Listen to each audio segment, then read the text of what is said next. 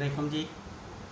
10th class mathematics exercise 1.2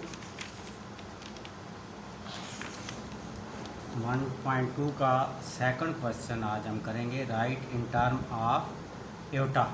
तो ये जो वैल्यूज़ हैं मुख्तलिफ, इनको हम क्या करेंगे, एयोटा के फॉर्म में लिखेंगे।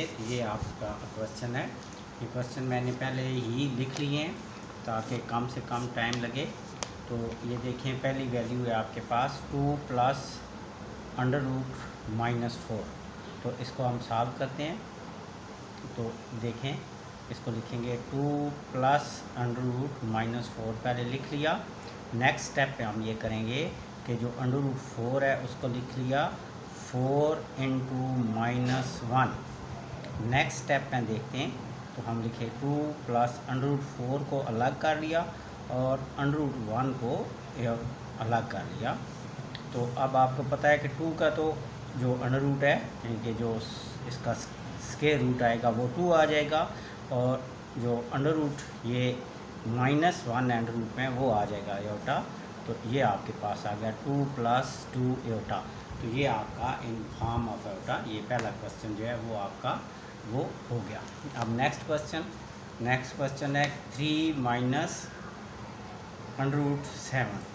इसको सॉल्व करते हैं जी। तो अब पहले लिख लिया 3 - √7।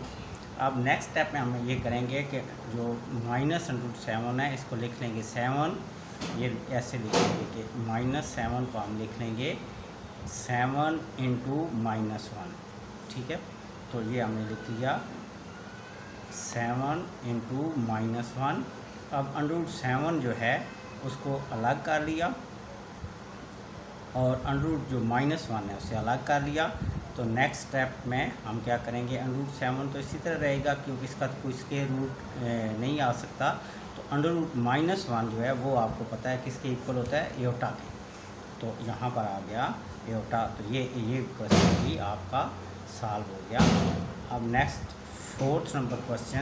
थर्ड नंबर पार्ट, इसका क्वेश्चन नंबर 2 का थर्ड नंबर हम सॉल्व करने लगे हैं। तो ये आपके पास है 2 √5 प्लस √-16/5। तो अब देखें, √ जो 16 है उसको हम लिख लेंगे √16 × √-1।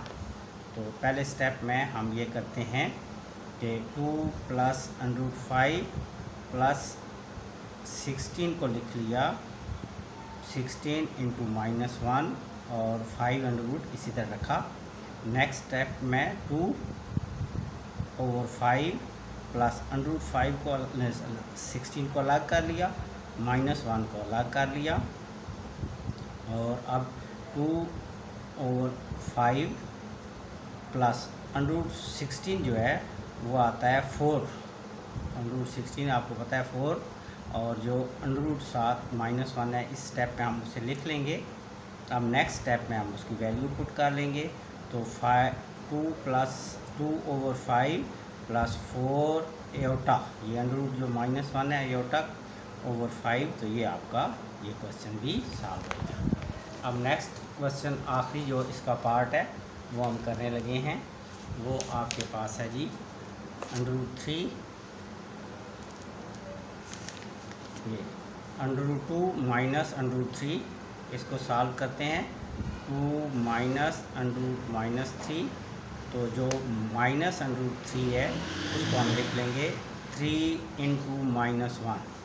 तो एक अगले स्टेप में हम ये कर लेते हैं कि इसको लिख लिया 3 × -1।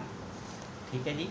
तो 3 - 1। अब इस स्टेप में √2 -√3 तो इसी तरह रहेगा, जो -√1 है वो आपके पास आ जाएगा एयोटा के।